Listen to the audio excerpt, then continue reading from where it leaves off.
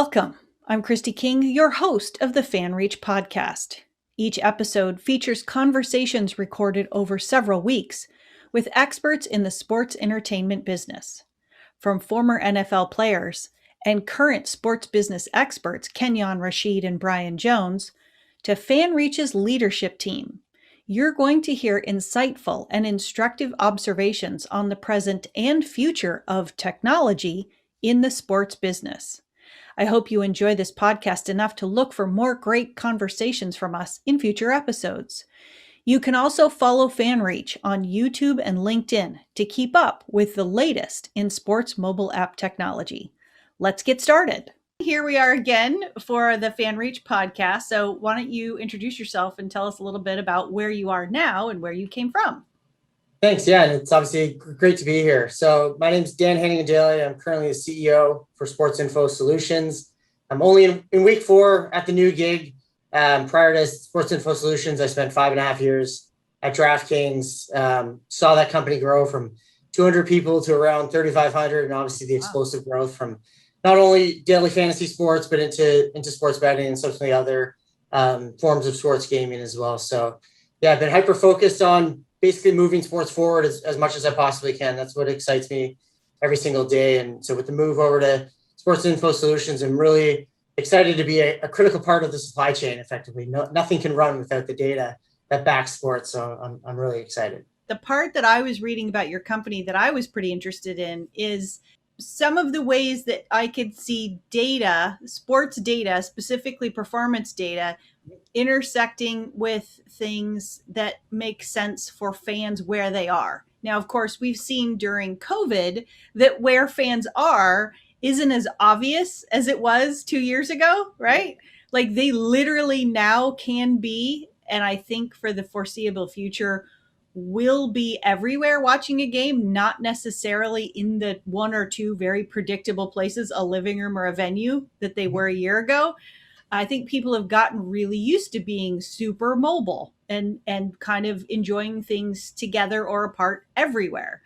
So I particularly then get sort of have a bunch of ideas about, cool, that means you could use sports data in a lot of really interesting new fan experiences on game day live. We've had conversations about gambling. We've had conversations about trivia games. We've had conversations about the ways that people could customize their experience of game day. You know, if you're a super athlete who played football, you're probably watching football in a really different way than I would watch football.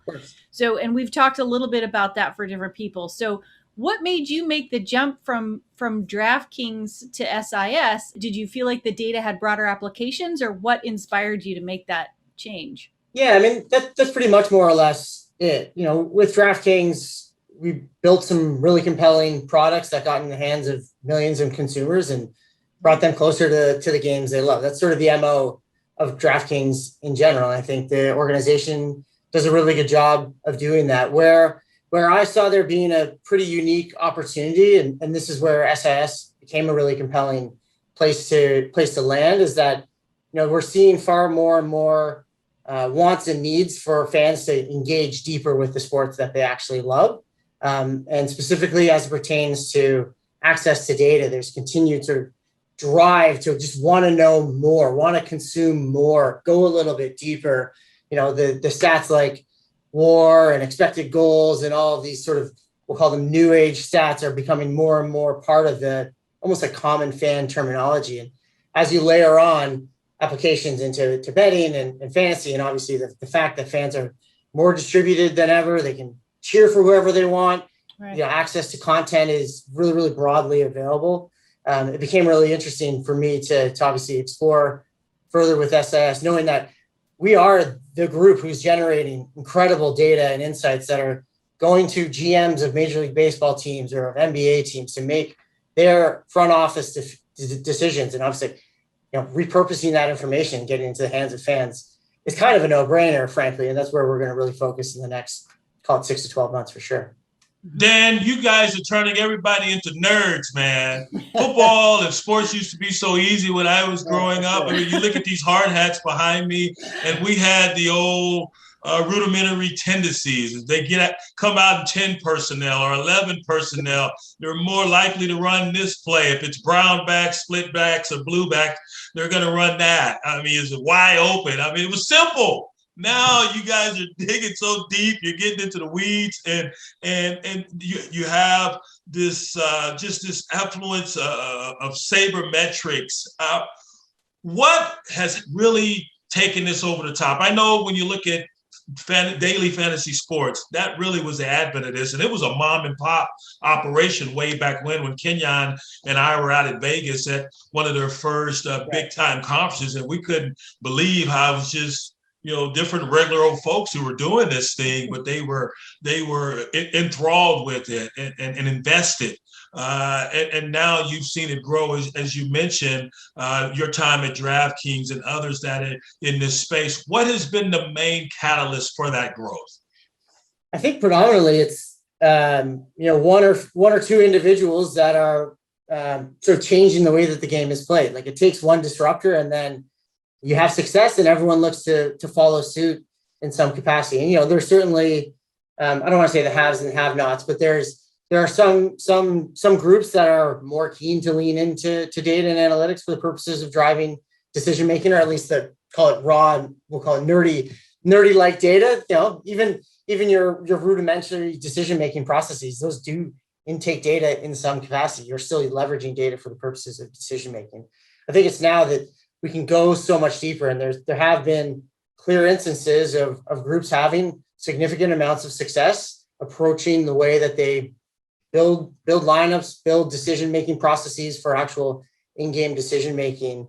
And those having success means that you're going to tell someone, or someone's going to be looking to follow suit in some capacity. And that's where SIS was frankly sort of born out of that desire, as baseball had its actual Moneyball moment. And so there were several groups looking to figure out ways in which they can also leverage data to improve the way that their teams operate. You mentioned in-game analysis, and as a college football analyst for CBS Sports and CBS Sports Network, we had a robust discussion last season about adoption of sabermetrics and all these statistical analysis in game. And at what point do you adopt those analytics as opposed to going with your gut as a coach? From your standpoint, what are you seeing behind the scenes as far as the adoption or even the pushback, as we witnessed with Moneyball early on? And even nowadays, there's some old school coaches I'd rather go with the rhythm of the game in my gut than go with what the analytics are telling me. Yeah, and frankly, I think the right approach is to do a little bit of both. I mean, individuals get to where they've gotten to because they do have a sense or a feel for how the game should be played and how the momentum of an individual game is going. But layering on the right data to help inform that decision-making process is pretty important. Like how you weight it appropriately, that's sort of the secret sauce, I guess. That's where the winners, continuously win, frankly. It is pretty interesting. There are some teams that you can go too far one side, and it can be to your detriment if you're only using numbers, because the players on the field are human and they do react to their surroundings in some capacity, and there's not always a data point that's going to say this is what exactly is going to happen in this moment every single time. So a bit of a mixture of using data along with sort of the qualitative metrics, as historically has been the case, is probably the right approach. There are other players in this space. What's the point of difference for SIS as you embark on this new position with them? I think our major point of difference is that we have incredible subject matter experts on the staff. So our basketball operation, for example, is fairly new, focused on sort of creating data sets for those potential prospects to be selected in the NBA draft. And leading that charge is a guy named Jake Luz, who was director of analytics for the Phoenix Suns and was an incredible part of actually the success that the Suns are now having. So he and his team are all professional scouts in some capacity, or have a history in doing so. And so we're able to not only capture the data, but also apply analysis to it that basically, sets us apart from a lot of the competition. And the same is said on the football side. We have a Matt Manicherian, who's an ex-scout for the Browns and the Saints, who's got a lot of history in the space, and he's brought on a team of really talented individuals, motivated individuals that are able to not only capture the most robust data points, but also perform the analysis on top, which obviously is compelling to the teams that we end up selling to. One of the things that I've been thinking about in reading what you're doing with data, and by the way, Kenyon has joined us. So hi, Kenyon. How you guys doing? Sorry for running a little late. I hadn't noticed. I told Good morning, you we were BJ. gonna freak out about the t-shirt. You know I was about to jump off the Zoom as soon as I saw that, right? I imagine that you and your leadership team, even though you've only been there for a week, when you're collecting data on human beings, as you so aptly noted, these are humans that are running around on the field, there has to be, I'm guessing, some sort of ethical consideration and what does this mean conversation that goes on when you start creating a new data set and judging people and their performance against that data. Without putting a bunch of words in your mouth, I'm sort of attacking you from the side, and I don't mean it that way, but okay. I'm leading to, in the mobile space, if now you have all these fans running around with, all of this data potentially on players, how does that affect the game? How does that affect competition? How does that affect the way people view them? We've seen some positive sides, some really interesting ways people are becoming sports individual fans more than team fans, right. Which is something totally. Kenyon pointed out. And there's a very deep potential for the opposite, which is you're kicking people out as soon as they're a quarter of a second slower without necessarily recognizing other aspects they bring to the game. So I'm less trying to attack you as much as what is the conversation that you all have when you're thinking about how to measure people in a new way? Yeah, it's a really interesting question. I think it definitely more so applies to those who are doing like the microchips in the shoulder pads type deal where they're actually capturing the raw physical attributes. We don't do any of that currently, not to say that we wouldn't in the future. And that's probably a really good conversation for us to have when we do decide to cross that bridge, if we do decide to do so. But it's definitely really interesting. I mean, we try to, historically anyways, we've tried to be very objective in just capturing the raw data and utilizing that for the purposes of distributing it to the team specifically. And, there are some other use cases, whether it's relationships with the leagues or the PAs of the various leagues as well. But yeah, I can't say it's one that I've dug into in any major capacity as yet, for sure. I would imagine my team certainly has. I think athletes are going to be asking. Right. If you're collecting data on us, who owns that data? Is it owned by the team? Is it owned by the league? Is it owned by the people who are collecting it or the companies that are collecting it? It's the same thing we're talking about in the privacy space. It's just because we just assume that athlete data is not owned by the athlete themselves. But what I see is a huge business and a lot of business opportunities being amassed around player data. A lot of business. And so the question is, as you start to monetize these data sets, how off of players and athletes, how are they part of the ownership of that data downstream? The NFL is selling data for millions of dollars, stats, right? So if I am the NFL and I can take all of this player data and start to map out tendencies and predictions, I can take that information and all of these athletes downstream, so that are training to be at this top level, I now can show metrics and a line that they have to meet. I can give them better information on how they can actually get there, right?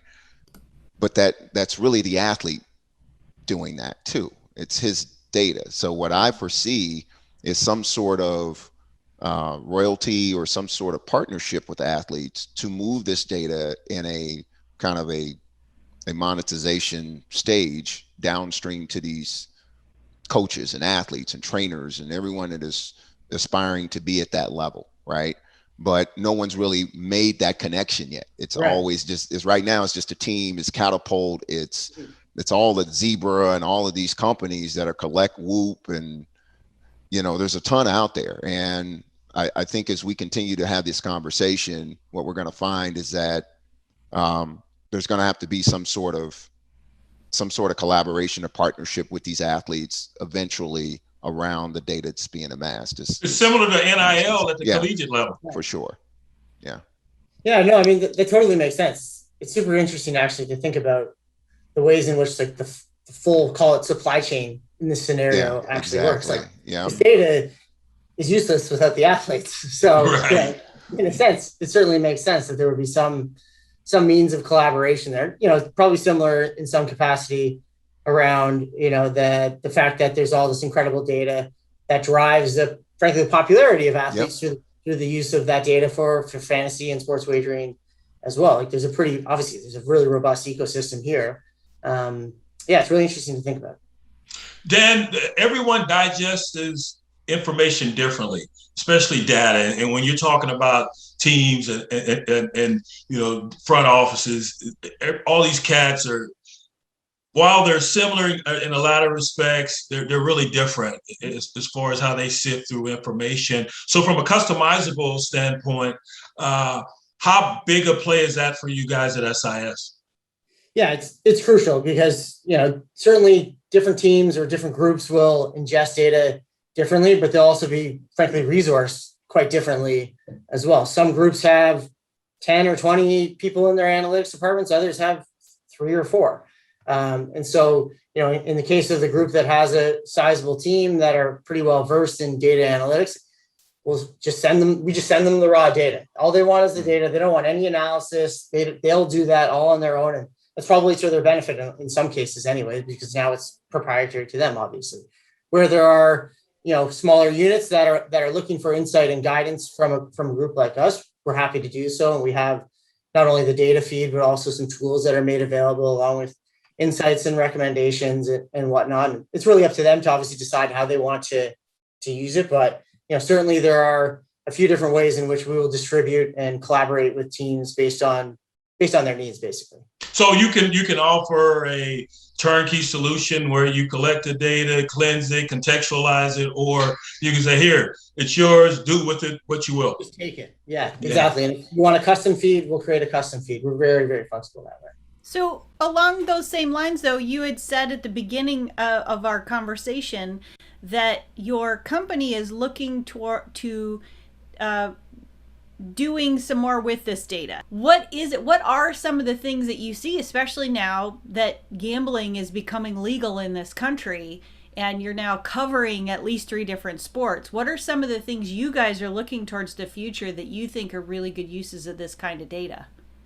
Yeah, I think first and foremost, enabling folks who are interested in sports in general to get educated around wagering and use our data and tools to be able to then go and actually place bets and have a relatively informed opinion on that. And there will be different sort of makes and models of how that comes through. Like not everyone's going to want to sift through mounds and mounds and mounds of data and figure out how to, turn and tweak a model to then spit out a betting opportunity that they want to go and use. Some will want just the straight insights, just like, let me know, when Colorado is on the road after a 3-game home stretch and 2 days rest and they're playing at altitude, they do X. Like some people will just want that. Others will want to, use the data themselves to then come to that similar conclusion. So we're going to be building out several different experiences that effectively do that and partnering with various entities around the sports industry to basically help put that data where people actually are, put those experiences where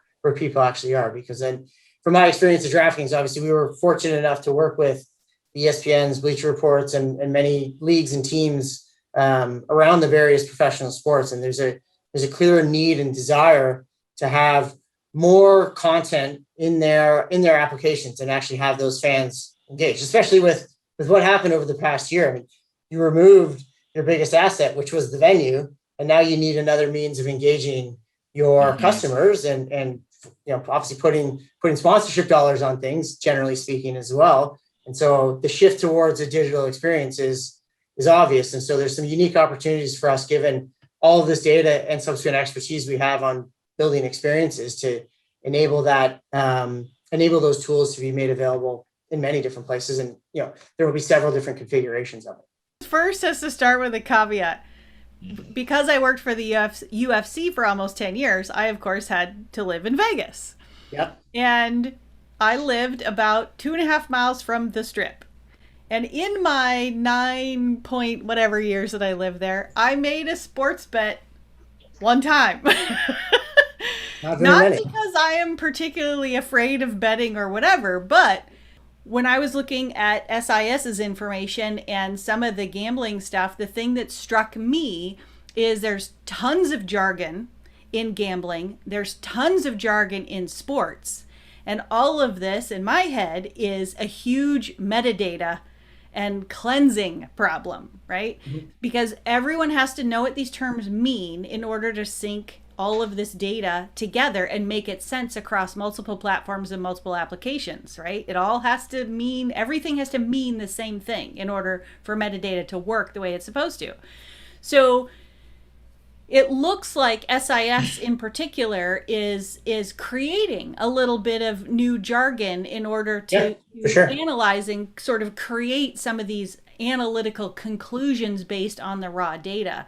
How do you guys, do you think about that? How does your team sort of think through those ideas about how to convey, jargon X might mean something in football, but we've tweaked it slightly to mean something different over here. And now it means a different thing in gambling or gaming. And just because that's the world I came from is metadata and asset management and all that, I went, whoa, there's a problem. So how do you guys kind of decide how to structure so much of this data so it can be used in all these different ways? Yeah, it's a great question. I'll sort of go back to my time at DraftKings initially around, how do you basically the question is almost, how do you break down some of the barriers to allow people to actually wager and not be lost in and educate some of us. Like, numbers. There's so much stuff I don't know. So if you're trying to get me to become a gambler, I got to understand what you're talking about too. Yeah, and frankly, the big board at a Vegas sportsbook is not the greatest experience. There's a ton of numbers. You got the rotation numbers in there as well to identify the games, which is not really useful outside of the way that you would wager at the actual desk there. So for a company like DraftKings, we really heavily focused on what are the ways in which we can break down these barriers. So actually our initial version of the sportsbook, where it would say the money line, we would ask the question, who will win the game? So that you as a bettor are like, okay, actually, I can now make that connection that money line means who will win the game. Despite this weird lingo of money line, which basically means nothing to people outside of America, which is kind of odd. And similarly, we partnered with Charles Barkley and had Barkley Knows Bets and created a bunch of compelling content around that to educate. What is a parlay? What does the over under mean? How do you actually place the wagers and how do you actually win the wagers, follow them, etc. So there was a lot of emphasis on that. We kind of dialed a little bit of that back as time progressed because it seemed like anyways, certainly in the early days in a state like New Jersey and subsequent other states, that the majority of the call it low-hanging fruit opportunity was more bringing folks who had been wagering through whatever means were available at the time into the regulated market. So there are millions of people who still bet with bookies or offshore on the various websites there. And we ended up not necessarily throwing away the focus on casual bettors. We did create some products to specifically attract those, like our pools product, which is a free to play and also a paid version of games, tries to break down those barriers as well. It effectively removes all numbers from the equation. So it's just like, go pick the 15 or 16 winners for this NFL league. That's simplistic. No numbers, just go pick however you do against everyone else. You get paid out and you'll have some fun doing it. But certainly on the sort of core sports book, it is still fairly data heavy. There is a little bit of jargon in there, but slowly as time progresses, I think there will be more and more focus on breaking down some of those barriers and educating consumers and bringing more of social elements into it. I know DraftKings recently launched the sort of first iteration of their social aspect of the sportsbook as well, which obviously I had the luxury of being a part of that. And there's some pretty cool, compelling stuff occurring there. And what's kind of interesting, actually, so going way back in my time within sports betting. I worked at Premier League clubs. So there was a company called BD Sport that ran in-stadium betting operations on behalf of the Premier League clubs.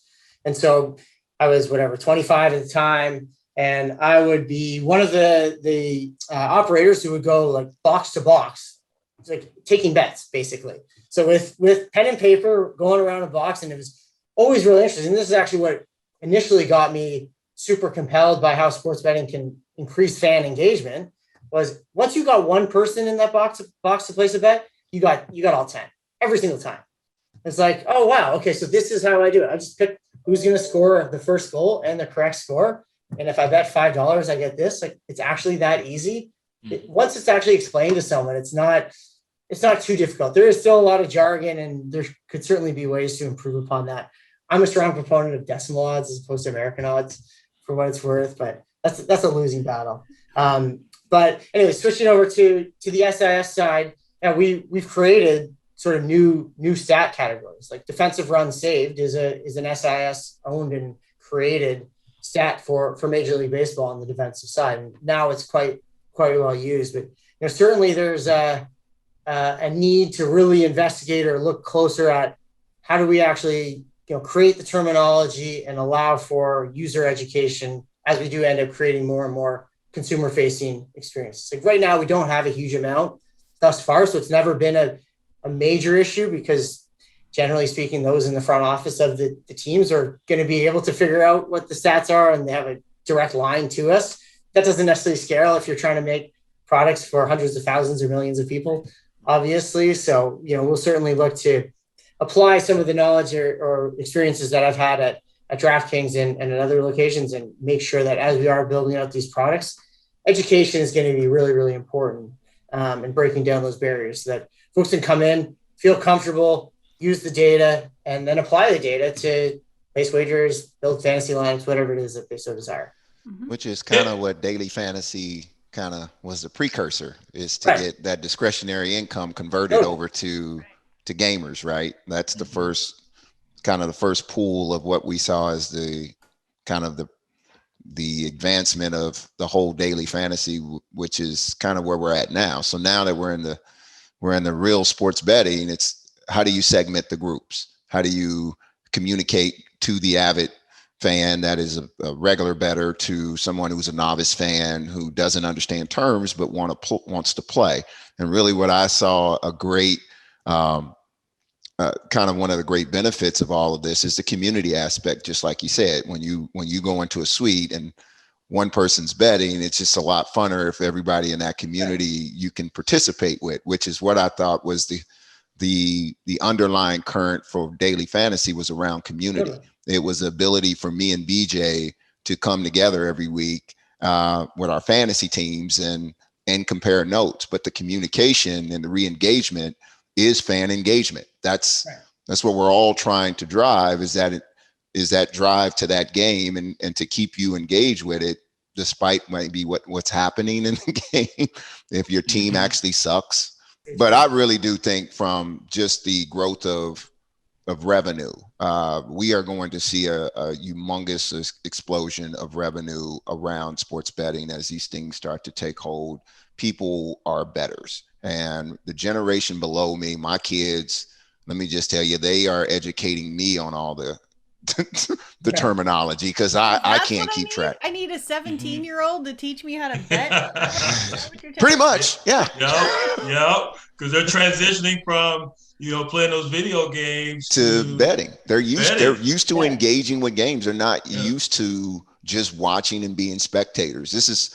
I've really got to try to sit back and learn from them and their behaviors. And just like I was telling BJ, I mean, my son's 23, his good friend is already comped it to win and at Cosmo, and he's 23 years old. I'm like, so you're going to get me a room at the win. Like, he's like, Mr. Rasheed, if you want to go to Vegas, let me know. I'll get you a corner. How much are you betting? So when I go, I'm at the $5 table. I don't know about anybody else, but wow. But that's a change of attitude that that really, I think, is going to fuel this entire industry, and they're data consumed. They're in the Emperor's Club, and, yes. and we're in the outhouse now. Well, how times have changed. You said something at the beginning of this that I think all of you guys, my feeble mind is just ratcheting onto, which is maybe what it is that when young people go to play, they bring 17 people with them. Yeah, that's what you do when you're that age, right? You never do anything by yourself, especially girls. We always go in packs everywhere as 20 something. So maybe that's what it is. They're getting comped in Vegas because really it's about you. They know they're going to bring 6 guys to, what did you call it, Dan, to the box with them, not just come by themselves. So, those are those curated experiences they sure about. Do. Yeah. They take everybody, and he brings, and everybody plays, right? It's just. Yeah, and everybody I think eats, and everybody goes to the bar, and everybody does. Yeah, so yeah. Meanwhile, as you get older, that crowd just slinders down a little bit. Right. Back then, we didn't mind the posse, and the older we get, we don't need any witnesses. I'm not going with BJ. He eats too much during the day. I can't be hanging with him. But Dan, you mentioned education earlier, and along with the lines of the conversation we're having about these gamers and how they're now transitioning to more, gambling. Where does SIS pull its new pool of talent, if you will? How do you identify, those new employees to bring into the fold? Are you pulling from other segments, technology segments?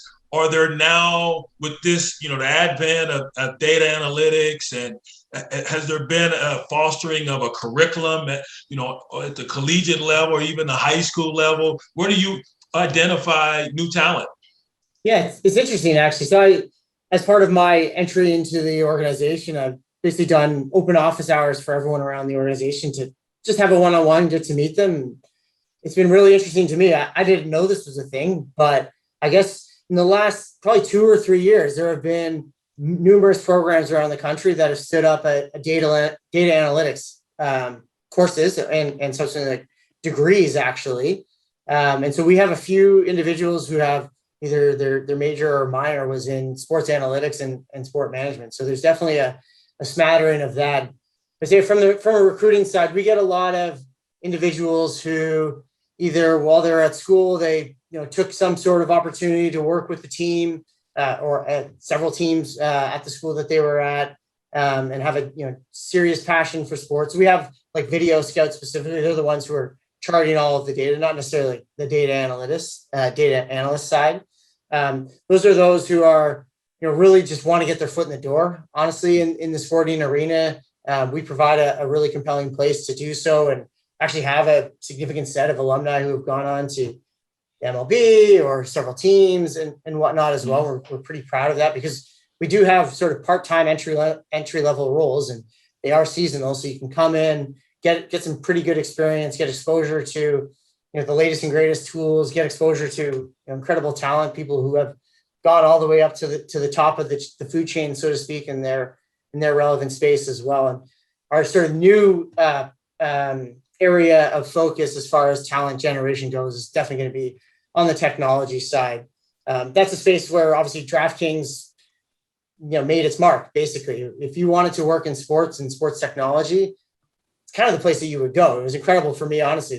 The talent level that I was lucky enough to work with was so incredibly high. There would be folks from all of the best schools and whatnot that would come to work at DraftKings. And we're going to look to basically do the exact same thing, make SIS an incredibly appealing place to work. If you are really strong on the technology side and you like solving incredibly difficult problems and doing that at scale and dealing with an interesting technology challenge, specifically around sports, is it's not linear. There are such incredible peaks and valleys with the way that activity occurs on your site. Like for DraftKings, we had a term.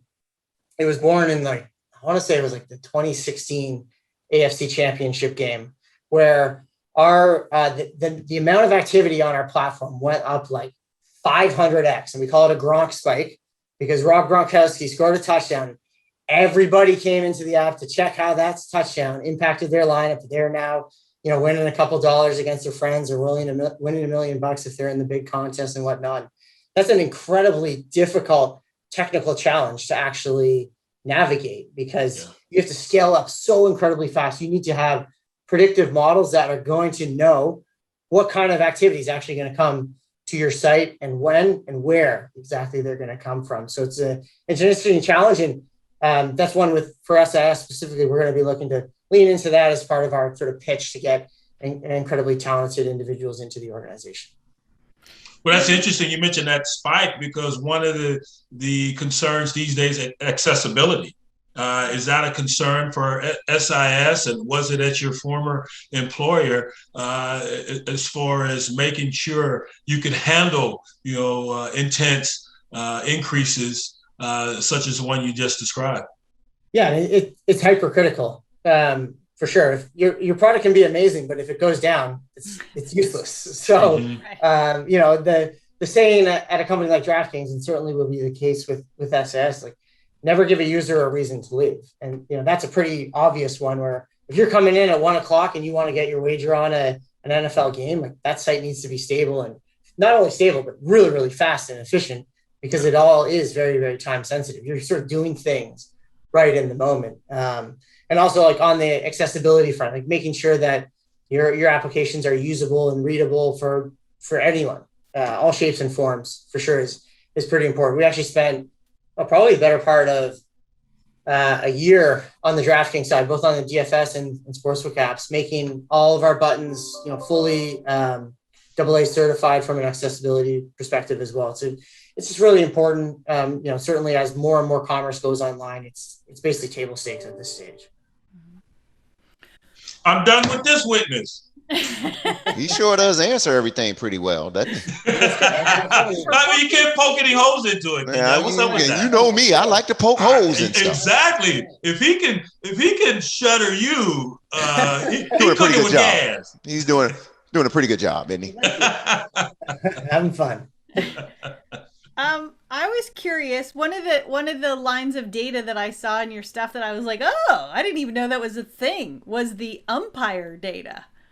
What is that about, and how did that be a thing? So obviously, both umpire and then we'll call it referee data for the purposes of football is surprisingly useful, and pieces. Those are pieces of data that are, I guess, a little bit harder to come by generally for the clubs themselves. So they do look to us to generate and aggregate that data as sort of a trusted, reliable third party.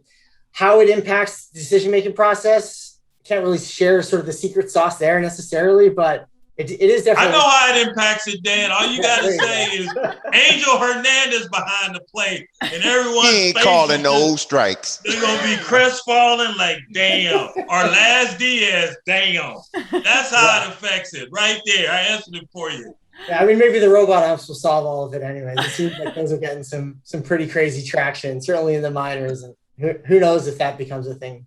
Well, Mark Cuban was one of the first to start tracking NBA referees and their foul calls and so forth. And then I know Spectrum does a lot from a perspective of looking at certain tendencies of refs and certain players and spots. So, and again, I think that's what's advanced a lot of the game planning of using data, right? A couple of years ago when we were engaged with Intel, who was trying to do a lot of data around the players, and they needed help with adoption. They needed players to understand how data is helping, number one, the organization plan, but also helping them in their performance. So what we had discussed earlier around how do they protect their data, I think one of the first things is getting them to understand how data is being actually utilized. Because they necessarily are not seeing it. They're just seeing the decisions that are the result of it. And so I think there could be an opportunity as we start to move forward, more companies come out and everything, to really start to educate players on how it's being activated. And I think the easiest is things like that. Hey, here's how this ump is generally normally calling a game, right? If I'm a pitcher, I want to know he really doesn't call the outside strike based on tendencies and everything else. And I think that's going to add to the actual game itself. I think that's one way we can actually move technology into the game where it's not disruptive, right? Kenyon, you remember when we were growing up and playing in the league. And I remember I first got in the NFL, and there were certain players immediately after the game, they had a video of the game, and they were already studying that tape on the plane and writing down notes. And I'm like, what the hell is he doing? We got enough meetings during the week, but those were that's why I wasn't no Hall of Fame. Well, I wasn't gonna say nothing, BJ, because we know you was in the back of the plane playing cards. You wasn't looking at your video. I was going broke. That's what I was doing. You've been doing that to win. Come on. And drinking a few libations. But and now to have there at your disposal all this information, and it's readily available immediately, much like those videotapes were for certain players when we had transitioned to the NFL. I mean, there's so much there for you. And yes, at some point you can get lost in the weeds, but I think it's not only going to help the fans, but this is a treasure trove for players as well. Interesting. I was actually going to ask that question. Like, do you think specifically around like the call them physical metrics? So like how you're actually performing, is that as an athlete, is that information that you would have wanted to know, like what your explosiveness was like, or if you're a batter in baseball, like exactly how you should be switching your stance or your swing and all of that? Or is it like more, okay, take a step back, the higher level stuff, don't let me get too far in my head? Or maybe it's up to the individual, I guess. I think I need, at least with myself, it's how can I get better? Right. It's and we are creatures of anything that can make us better. We want to hear it. But if it's just crap that is not relative to, hey, I need to improve my 40 speed, or I need to get quicker, or I need to be smaller in the hole, or just those specifics to relate how data is helping you get to that point, or at least identify it, right? We all kind of feel when we lose a bit of something, but we don't really know what it really looks like, right? And that's the realization of what data does. I mean, when you're able to track acceleration speed, right? And an athlete accelerating at 12.1 one year, and next year he's at 10.3. All right. Well, what's happened in that 1 year? And then how does he make that up if he's capable of doing it? I think there's a double-edged sword, and it could go both ways. Maybe he goes from 12.3 to 14.4, right?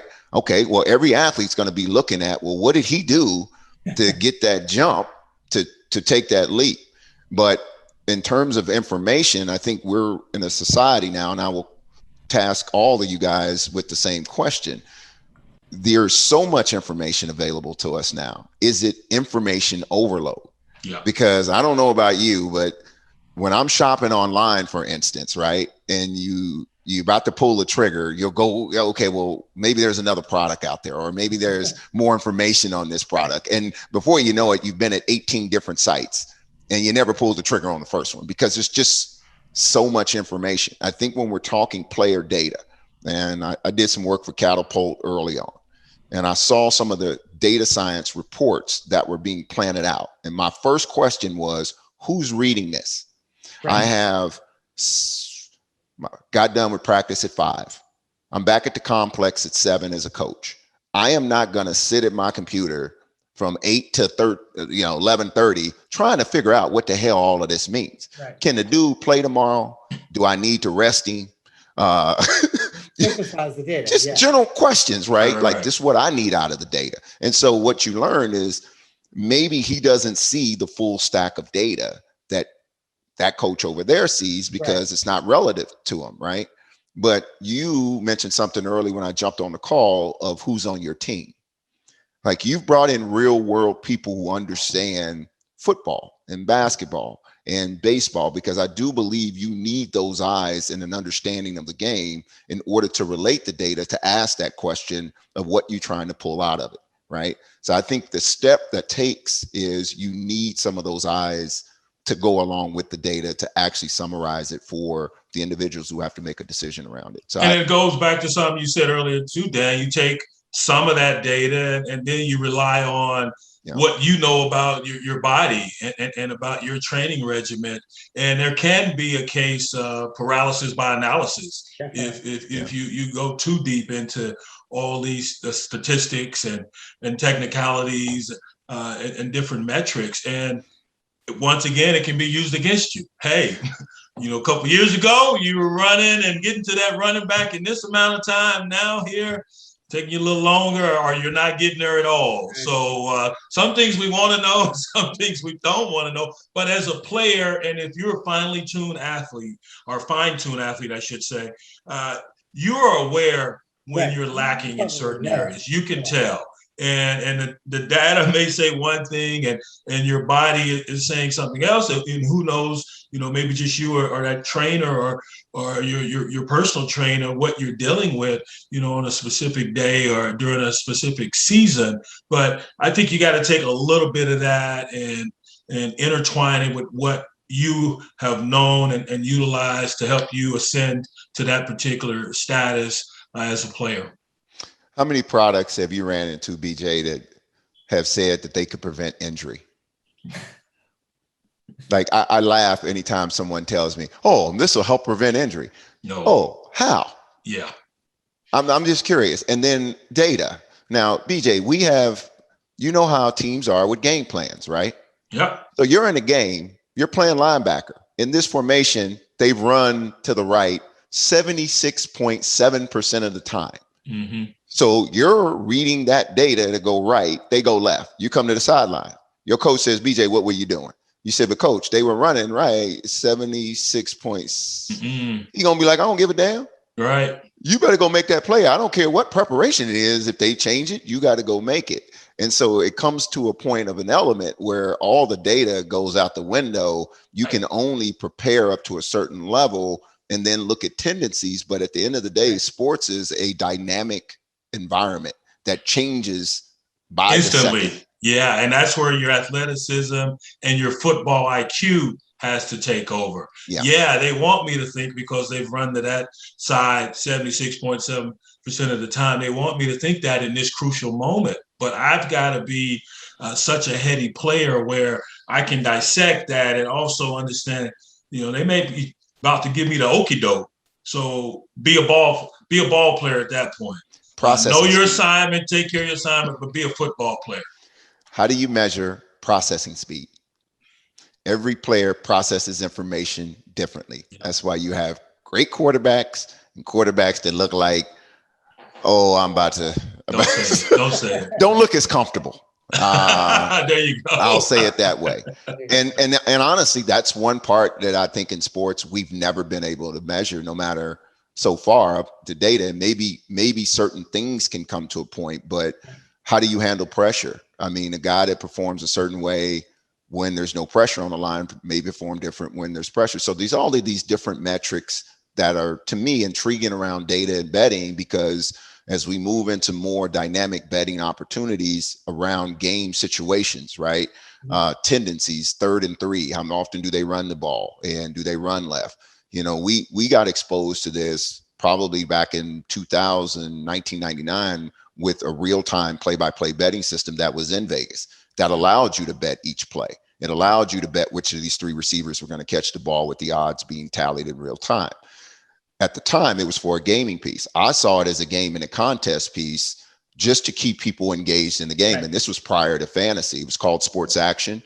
And I mean, it was ahead of its time because, we're just now getting to a point where people are comfortable. And honestly, one of the pushbacks was, how can I enjoy a game if I'm down in my phone or I'm on my computer betting every play and I'm not really getting a chance to sit back and enjoy the game? And it was a legitimate concern, right? You need a balance of being able to enjoy the sport or the team that you're watching, but at the same time, I want to engage and play in this game. And so I think it's interesting, Dan. I think you're in a great space. And I'm very excited to see where it goes. In general, improvements in technology are going to make data faster, cleaner, more reliable, more accessible in general. And that's what's going to power this entire sort of ecosystem that's emerging around it. We're very much, especially in the US, it's really the first or second inning of the sports betting landscape. There's far more and more innovation to come, and collaborating with the various rights holders, whether that's leagues or teams or players or media entities, et cetera. Everyone's now starting to wrap their heads around it. And I think the acceleration is really just about to start. I wonder if the fan experience that you just alluded to, Kenyon, and some of the pushback that happened when, in 1999, I was 32 years old, right?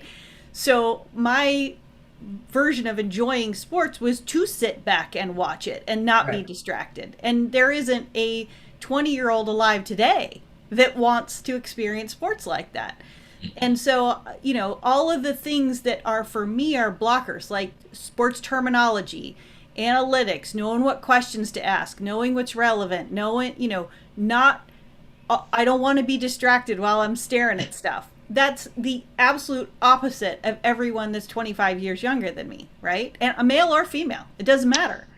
And so, they know the terminology and they're used to doing things. Like I've watched some friends of mine's kids play video games, and there's piles of information on the screen the entire time they're playing the game. Tons of it. Like it makes CNN and ESPN, and for that matter, Bloomberg, if you've seen Bloomberg's TV, it's a wall of data the entire time you're watching. That makes me understand that I'm officially an old fart, and everyone younger than me is truly enjoying the experience of having instant gratification on any question or just wondering I might have about this play that's happening in front of me. So Dan, do you guys know this? Like, is this, especially with some of the analytics that you guys have done, not just on your sports, but of who's a potential buyer of your data? I'm assuming this is all stuff you guys have been talking about a lot. Yeah, and that's where my history of DraftKings really easily applies to SIS. We had millions of people using the products that myself and the team at DraftKings built. And so we know how it ebbs and flows, what parts of the product people like, what parts of the products or products that we release people don't actually like, and how to actually get that information out there in a way that's consumable and digestible to then be used for enjoyment, basically. And so that's where our next foray at SAS is really going to be into that space, because we have all this incredible data. We're at that point where so many fans came up almost like video game first, watching their teams second. So like they're used to calling the plays and they're used to all of the information.